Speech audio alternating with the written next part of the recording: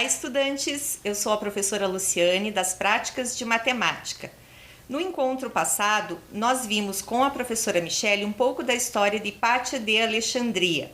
Filha de matemático, filósofo e astrônomo, ela trouxe grandes contribuições para a matemática e um de seus grandes feitos foi traduzir o texto de Apolônio sobre as cônicas. Ela tornou o texto mais acessível, permitindo que mais pessoas tomassem conhecimento sobre cônicas. Lembrando que as cônicas são figuras geométricas em que os cones são interceptados por planos, gerando assim a circunferência, a elipse, a parábola e a hipérbole. E hoje nós vamos conhecer uma outra personalidade feminina que trouxe contribuições para a história da matemática e para a história da computação. Para iniciarmos, nós temos aqui uma ilustração do ábaco, um dos tipos de ábaco que foi registrado na história da humanidade, um esplêndido instrumento da arte de calcular.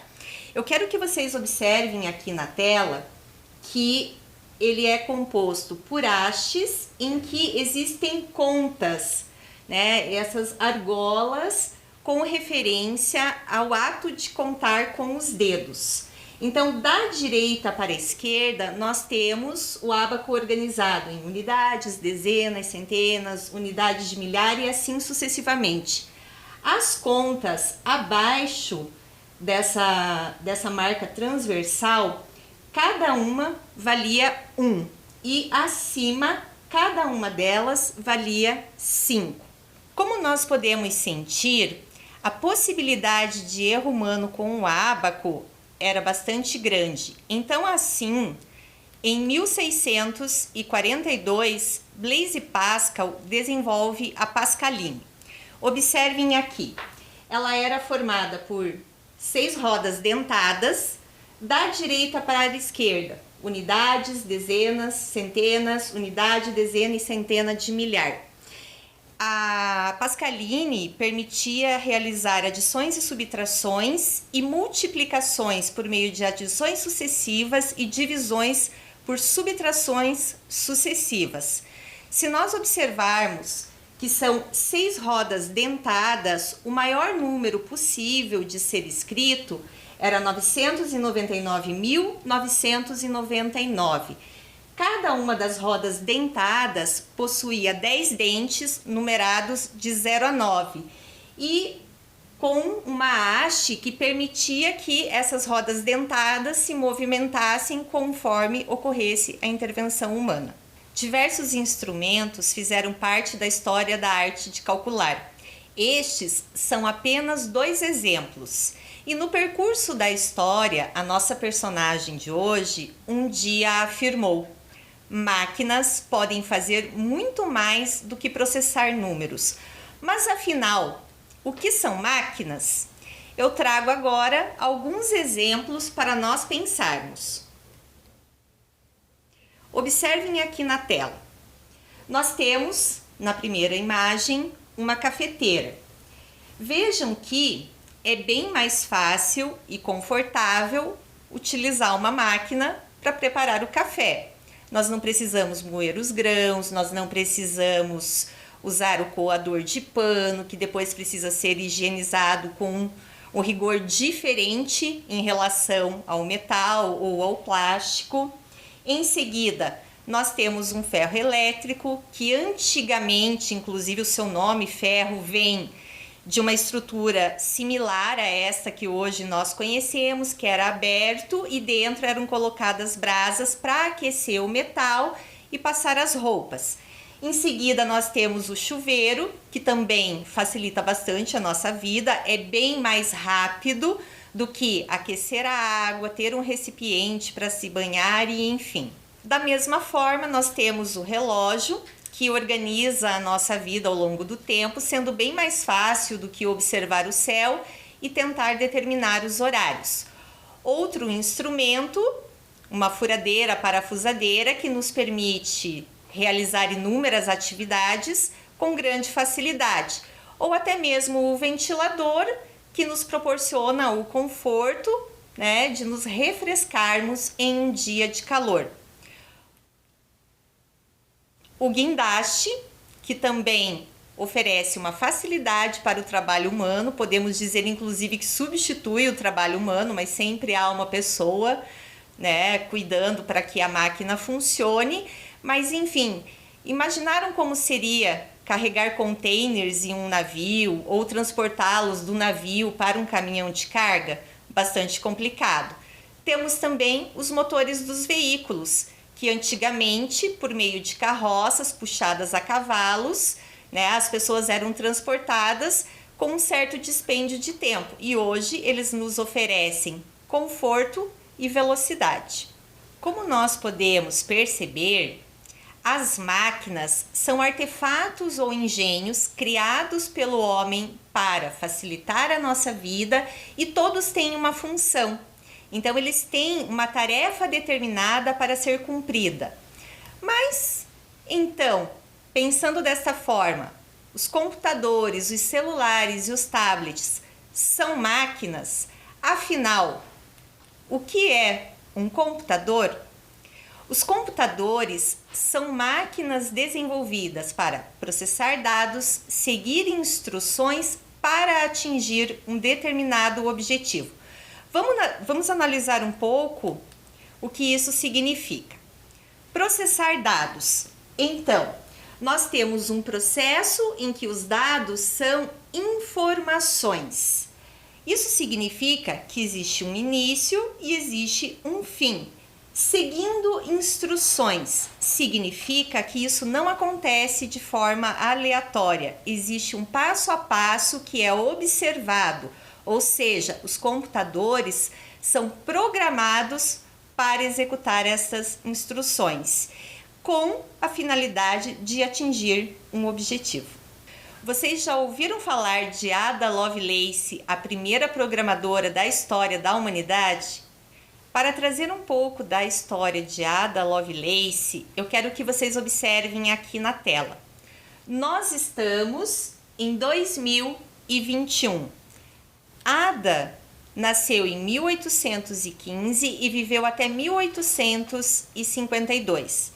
Ela nasceu em Londres, na Inglaterra, que nós podemos observar a localização pelo ícone no globo e também no planisfério.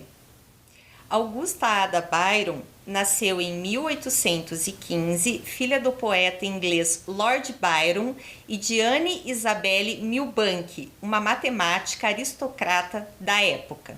Como Annabella era apaixonada por matemática, Lord Byron a apelidou de Princesa dos Paralelogramos. Mas, como o casamento não atendia às suas expectativas, no ano seguinte, Annabella parte com Ada. Aos 4 anos, Ada começa a receber instrução por meio de tutores. Mas, logo em seguida, em 1823, ela tem uma doença que afeta a sua visão. Então, ela interrompe os seus estudos por um certo período. Logo mais, em 1826, ela, a mãe e a governanta partem para fazer uma viagem na Europa continental. Ada conhece pessoas, lugares, acaba sendo inspirada e muito em toda a sua imaginação, já herdada de seu pai poeta. Após 15 meses de viagem, Ada, a mãe e a governanta retornam para Londres. Mas a sua mãe decide cuidar dos seus próprios afazeres e então Ada vive em companhia de sua gata Puff. E sua relação com a mãe baseia-se em inúmeras correspondências. Em uma destas correspondências, ela relata o seu sonho de voar. Ali por volta de seus 10 anos de idade, mais ou menos, que isso aconteceu. Então ela escreve em uma das cartas para sua mãe que ela pensa em fazer grandes asas que possam sustentar o seu corpo e realizar o seu sonho de voar. Alguns dias depois, com a cabeça fervendo, com muita imaginação e muita criatividade latente, Ada escreve uma nova carta para sua mãe, contando sobre o projeto de seu cavalo mecânico voador. Como na época a energia a vapor era uma grande novidade, ela projetou um cavalo que seria movido a vapor com asas grandes suficientes para sustentá-lo, incluindo a pessoa que o utilizasse. Aos 13 anos, Ada novamente adoece, agora com uma doença que trouxe algumas paralisias para o seu corpo, mas isso não impediu que ela continuasse estudando. Essa doença se estendeu até próximo de seus 16 anos, em 1832. Neste mesmo ano, elas vão a uma elegante festa e conhecem a matemática escocesa Madame Somerville, uma pessoa que inspirou Ada em inúmeros de seus estudos. Adolescente, Ada já não aceitava mais os seus tutores, então a mãe contrata o seu próprio professor da juventude para ser o professor de Ada, William Friend. Com 16 anos, para a sociedade da época, Ada era vista como uma moça preparada para o casamento. Então, era chegado o momento de ser apresentada para a aristocracia inglesa. Foi então que Ada e sua mãe foram para uma elegante festa. Mas nesta festa não foram os rapazes que despertaram a curiosidade de Ada. Ela ficou encantada com os cientistas e com as inúmeras discussões que eles estavam realizando.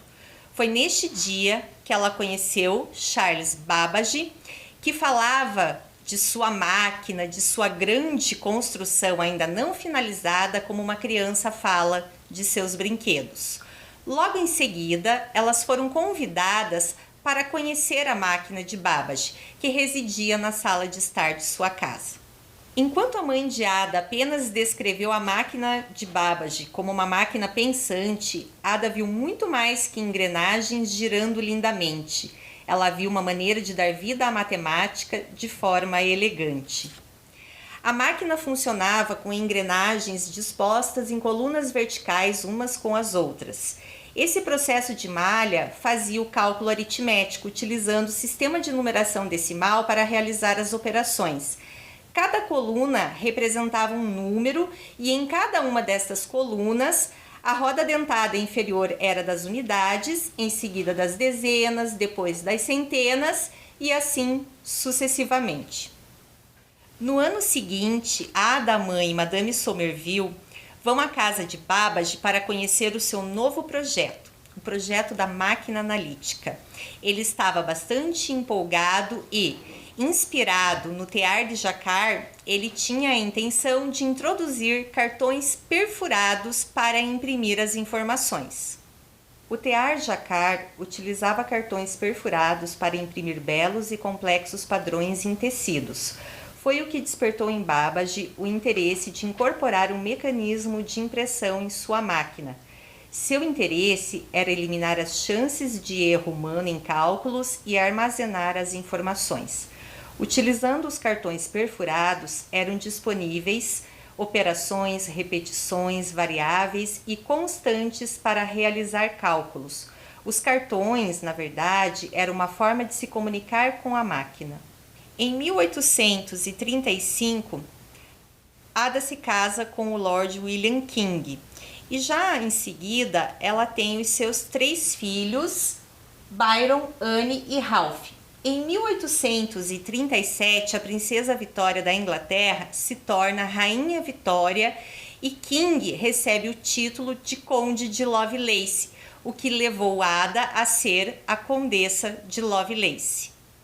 Com os filhos pequenos, mas adaptada ao casamento e à vida da maternidade, Ada retoma os seus estudos em 1840 com o matemático Augustus de Morgan.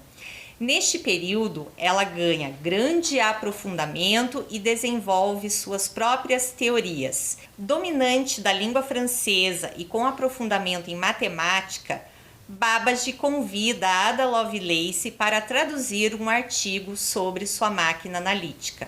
O artigo em francês foi escrito pelo italiano Menabrea, mas quando Ada fez a tradução do francês para o inglês, além de fazer a passagem do texto, ela também incluiu diversas anotações. Ela triplicou o número de páginas do artigo. E entre essas anotações, acontece a publicação da nota G, que é extremamente importante na história dos computadores. A nota G apresenta uma tabela que descreve passo a passo as operações dos cartões perfurados para tecer a complexa sequência dos números de Bernoulli. A nota G faz malabarismos com matemática e tecnologia e por isso Ada Lovelace é considerada a primeira programadora do mundo. Ada percebeu elementos que poderiam ser estudados, aprimorados e solucionados, inclusive na ideia de comunicação com a máquina. Ela abriu caminhos para a construção de uma linguagem simbólica que vai além da impressão de tabelas matemáticas, como Babbage desejava. Após a publicação de suas anotações, Ada continua trabalhando com Babbage e outros cientistas e vem a falecer aos 36 anos em 1852. Em decorrência de suas inúmeras contribuições para a ciência e da representatividade feminina na história das ciências, a Rainha Elizabeth, em 2009, institui o Ada Lovelace Day, para ser comemorado toda segunda terça-feira do mês de outubro. Mas estas comemorações não acontecem somente lá. Acontecem aqui no Brasil também, como nós podemos conferir com a publicação das Teachers, Meninas Digitais da Universidade Tecnológica Federal do Paraná. E elas foram convidadas para contar um pouquinho para a gente sobre a computação. Você já parou para pensar? Será que a computação é tão presente na minha vida assim? Ou que curso será que se faz para seguir nessa carreira? Ou ainda, o que será que se estudam nesses cursos? Vem com a equipe do Teachers que a gente vai te ajudar a entender. Você já parou para pensar qual a relação entre a computação e a tecnologia e a sua carteira de vacinação? Para tornar a campanha de imunização mais eficiente, algumas cidades brasileiras lançaram a carteira de vacinação digital aos cidadãos. Através de um aplicativo, o recurso permite compilar as informações de todo o esquema vacinal de cada cidade e permite que o usuário acesse o seu histórico de vacinas e cheque até as datas das suas próximas doses, mantendo o histórico de imunizações sempre atualizado e acessível, facilitando, portanto, o atendimento. E o reconhecimento facial? Vem descobrir! É viabilizado pela inteligência artificial, através de um algoritmo que escaneia vários pontos do rosto humano, que é chamado de Machine Learning. Por fim, compara com sua base de dados. Quando uma plataforma de música te recomenda novas músicas que são muito parecidas com aquelas que você estava ouvindo, significa que a inteligência artificial foi utilizada. Ela usa com base o seu histórico de músicas e, com isso, consegue proporcionar para você músicas parecidas com aquelas do gênero musical que mais te agrada. Você sabe qual é a relação entre ônibus e sensores? Se você já andou no Ligeirão ou usou o transporte público de Curitiba, em uma das 8 linhas de biarticulados, deve ter percebido que os ônibus andam muito mais rápido nas canaletas do que nas vias normais. Isso acontece porque foram instalados sensores no pavimento das canaletas que dão prioridade aos ônibus nos semáforos. Assim, os veículos ficam menos tempo parados no cruzamento, tornando a viagem mais rápida. Viu só quantas opções? Você pode escolher vários caminhos e muitos outros cursos. Vem para a computação você também? Como pudemos conferir, uma das grandes ações da computação é resolver problemas. Mas esses problemas não são resolvidos aleatoriamente. É necessário o uso de lógica e a criação de algoritmos. Mas afinal, o que é a lógica e o que são os algoritmos? A lógica corresponde a uma organização coerente de ideias ou uma cadeia natural de coisas ou acontecimentos. Já os algoritmos são um conjunto de regras, operações ou procedimentos utilizados para a resolução de um problema, apresentando um número finito de etapas e ordenadas. Também podemos definir os algoritmos como uma forma estruturada de representar o pensamento, uma sequência de ações com objetivo, o que inclui resolver problemas. E para cada uma das ações acontecer, é necessário que a ação anterior tenha ocorrido. E desta maneira, cada uma destas ações pode conter várias outras ações relacionadas. Para entendermos um pouco melhor, a lógica organiza o nosso pensamento. Então, nós temos aqui 3 exemplos. Eu vou usar a lógica para resolver um cubo mágico, para decidir quais são os números que devem ser preenchidos em um sudoku, ou ainda para traçar as minhas estratégias e prever as estratégias do meu adversário em um jogo de xadrez. Também posso usar a lógica para resolver determinados tipos de problemas, como por exemplo, 2 lâmpadas que piscam sem parar, uma a cada 16 segundos, outra a cada 20 segundos, e num determinado momento elas piscam no mesmo instante. Em quanto tempo elas irão piscar juntas novamente? Ou ainda, eu tenho 3 baldes, um com capacidade para 8 litros, outro 5 litros e outro 3 litros. O de 8 litros é o único que está cheio. O de 5 e de 3 estão vazios. Como eu posso distribuir os 8 litros em 2 recipientes, deixando 4 litros em um e 4 litros em outro? Estes são apenas alguns exemplos, mas vocês podem pesquisar muito mais.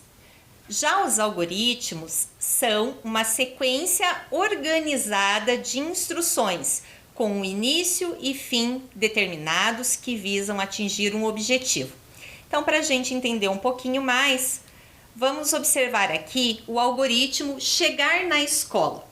Cada um de nós tem o seu roteiro, tem a sua lista de instruções para serem seguidas. Eu vou trazer aqui a que eu faria. Então, eu iria acordar, levantar, tomar café, sair de casa, percorrer um trajeto e chegar na escola. Mas os algoritmos precisam ter o seu início e o seu fim determinados. Então eu vou trazer ele, este mesmo algoritmo, em uma outra estrutura chamada estrutura de blocos. Observem aqui. Então, nós temos lá o início e a mesma sequência de instruções. Acordar, levantar, tomar café, sair de casa, percorrer um trajeto, chegar na escola, fim, atingir o meu objetivo. Por outro lado, nós temos uma outra estrutura de algoritmos que nós chamamos de fluxogramas. Em geral, eles são apresentados desta maneira, na vertical, de cima para baixo. Por uma questão de projeção aqui na tela, ele não vai seguir exatamente essa estrutura, mas a ideia é exatamente a mesma. Então, vamos lá.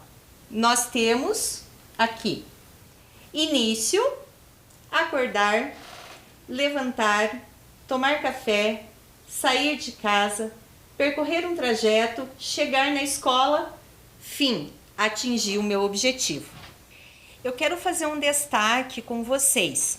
Se nós observarmos aqui, neste algoritmo de fluxograma, nós temos essa estrutura retangular em que os cantos são arredondados, marcando o início e o fim. E os retângulos estão determinando a minha sequência de ações, é o processamento da informação. Então, essas estruturas, elas têm um motivo que significa se comunicar com quem escreve, para quem estiver construindo o algoritmo, como também para quem for realizar a sua leitura. Então, vamos conferir aqui os códigos dos fluxogramas. Nós temos essa estrutura que marca início e fim, a estrutura de processamento, o losango indicando decisão, se isso, então aquilo, o paralelogramo indicando entrada e saída de informações, essa estrutura representando o anexo de um ou mais documentos, as elipses e círculos indicando os links e as setas que são os nossos conectores.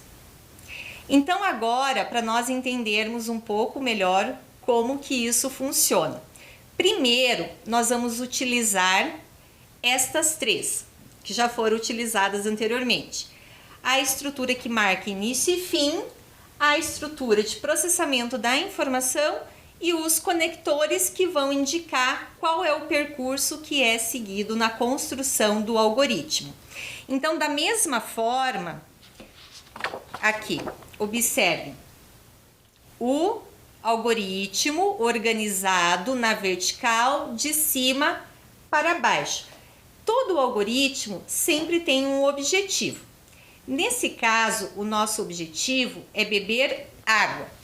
Quais são os passos necessários? Início, pegar um copo, colocar abaixo da torneira, abrir a torneira, encher o copo, fechar a torneira, beber água.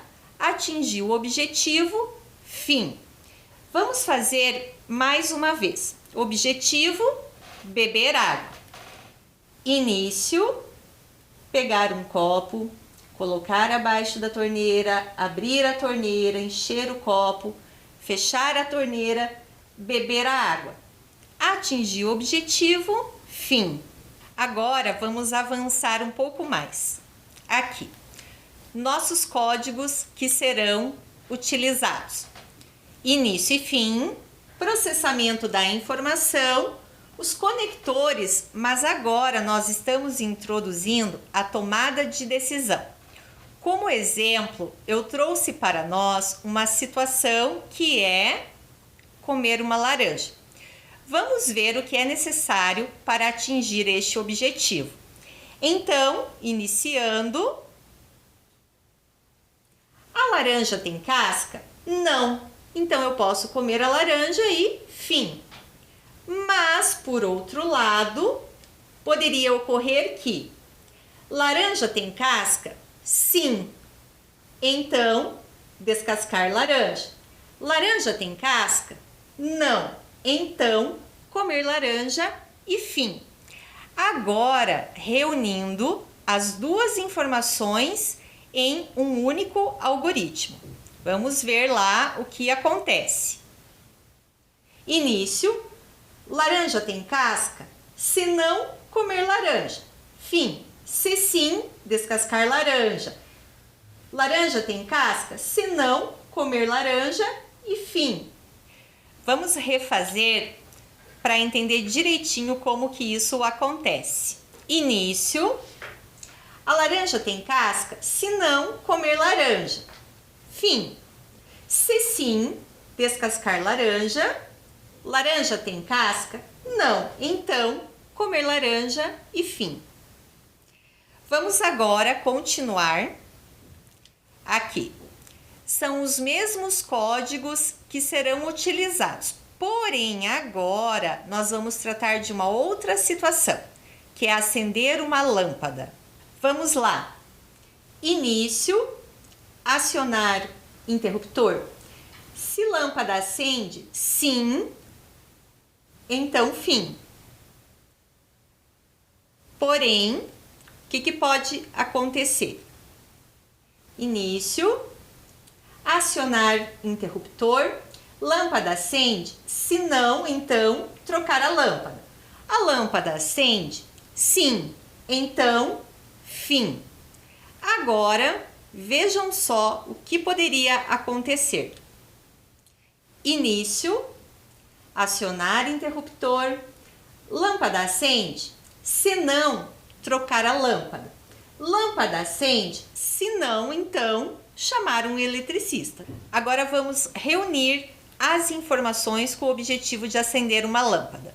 Início, acionar interruptor, lâmpada acende, se sim, fim. Se não, trocar a lâmpada. Lâmpada acende, se sim, fim. Se não, chamar um eletricista. Algum erro aconteceu. Vamos fazer mais uma vez. Acender uma lâmpada. Início, acionar o interruptor. A lâmpada acende? Se sim, fim. Se não, trocar a lâmpada. Lâmpada acende? Se sim, fim. Se não, então chamar eletricista. Agora nós vamos ampliar um pouquinho mais. Observem aqui os códigos. Nós temos o início e o fim, o processamento da informação, mas nós também vamos anexar documentos, entrar e sair com dados e os conectores que vão indicar o caminho que eu vou percorrer.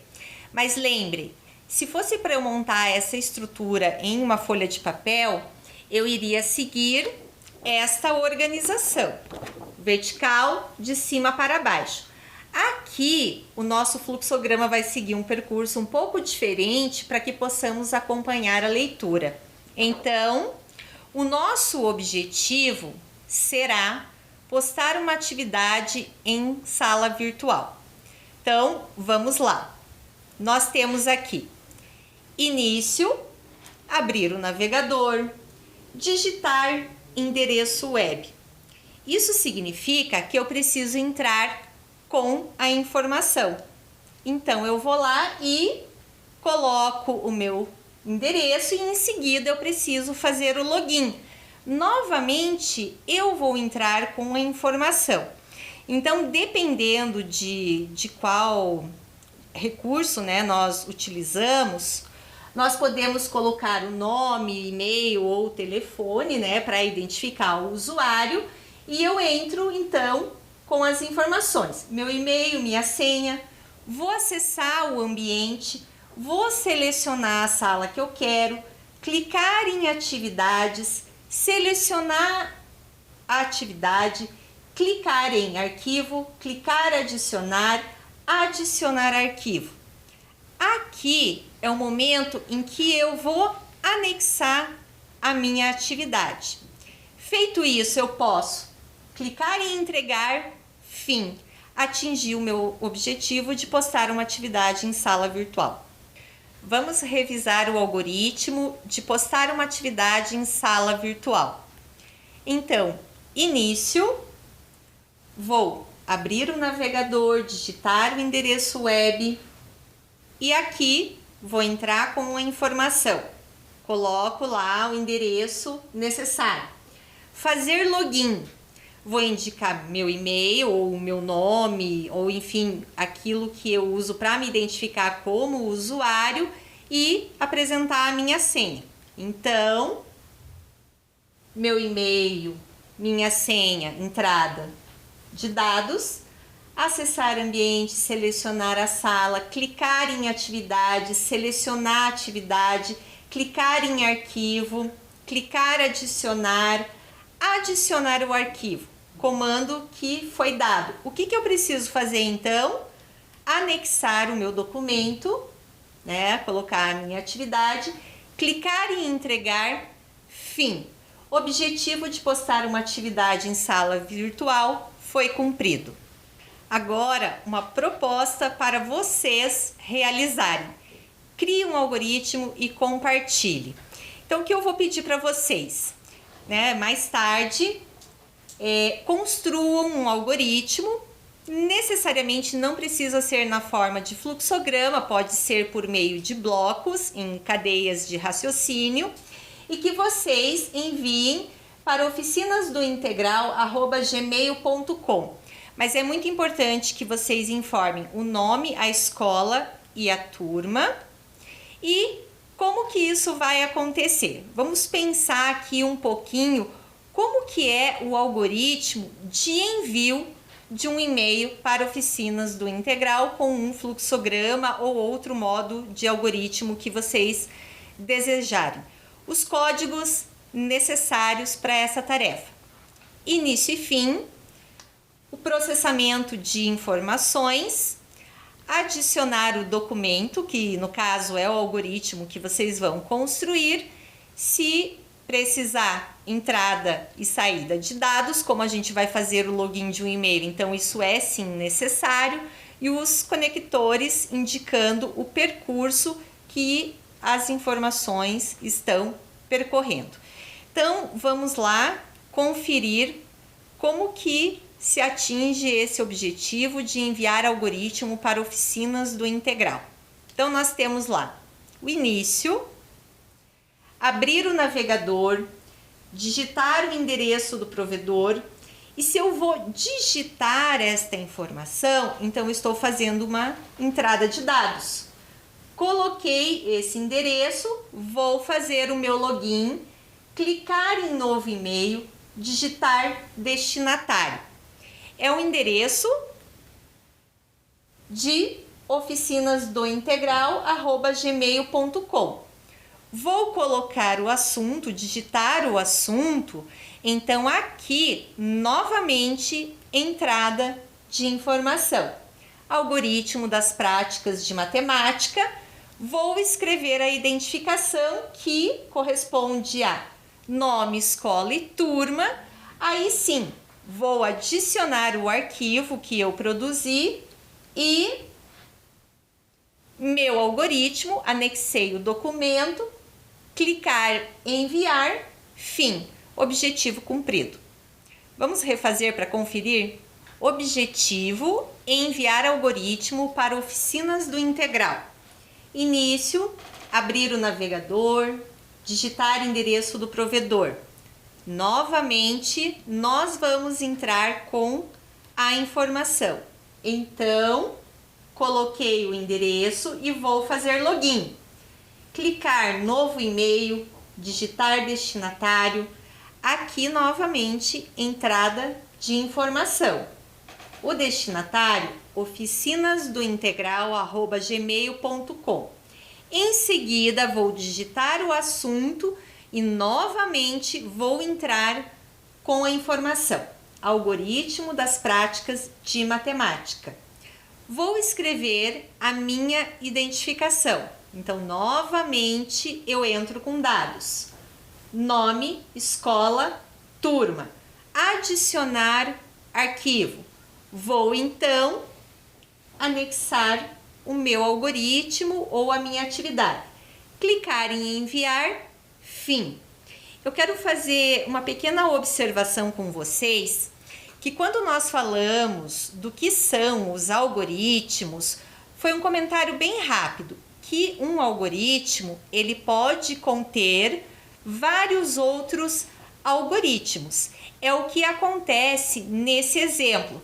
Se nós observarmos aqui, fazer login, eu não apresentei a entrada de dados deste login. Eu fui direto para clicar novo e-mail, mas eu poderia ter nesse intervalo a apresentação da entrada de dados, colocando o meu e-mail e a minha senha. Hoje nós aprendemos um pouco sobre o trabalho de programação, de pensamento computacional. A construção de fluxogramas é um pequeno recorte. Existem muitos conhecimentos que foram desenvolvidos ao longo da história, desde os tempos de Lovelace até os dias atuais. Os próprios computadores, como hoje conhecemos, foram desenvolvidos quase 100 anos depois de sua época. Agora que vimos como enviar um algoritmo para oficinas do integral, vamos conferir um pouquinho sobre o que aprendemos hoje. O que aprendemos hoje em relação à construção de algoritmos e, em especial, em relação à construção de fluxogramas, é uma pequena parcela do que se chama pensamento computacional, que é um grande raciocínio envolto pelo mundo da computação.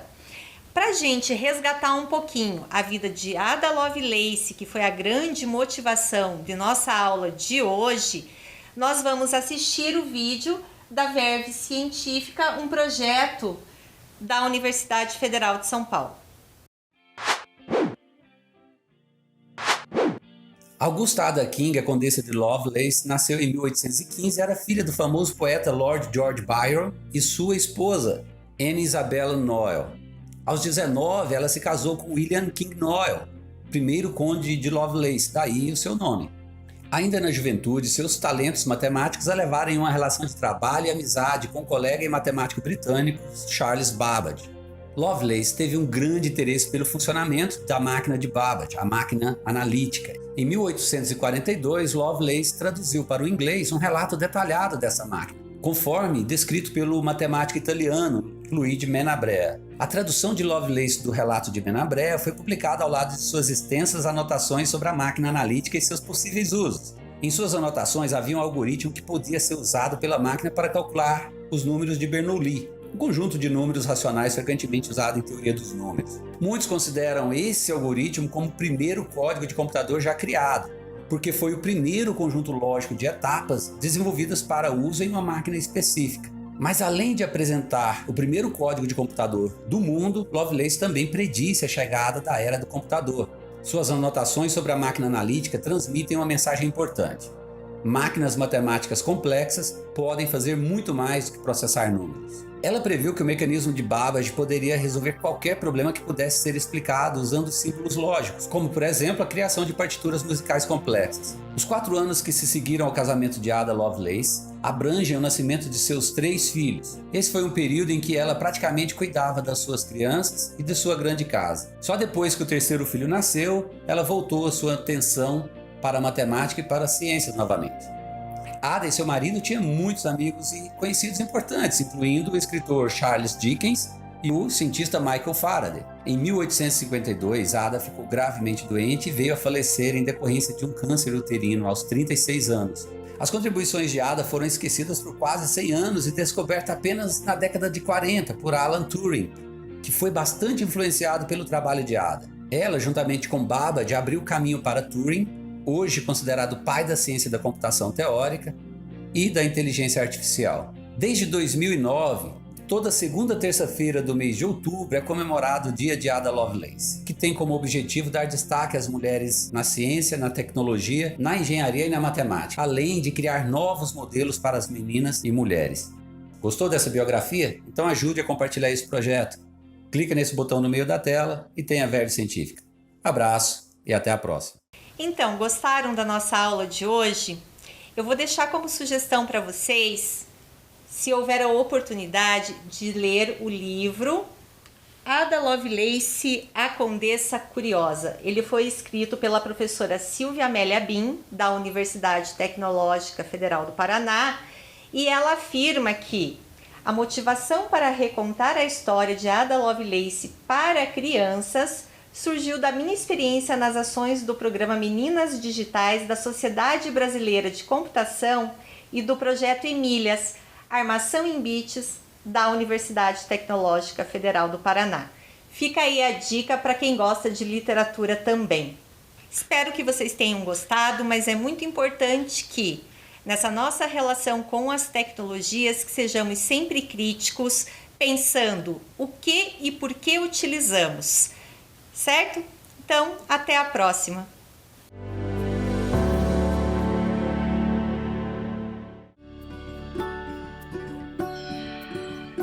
Gente, se preparem, porque hoje o conteúdo vai ser especial. Com vocês, jeito de demonstrar carinho na pandemia.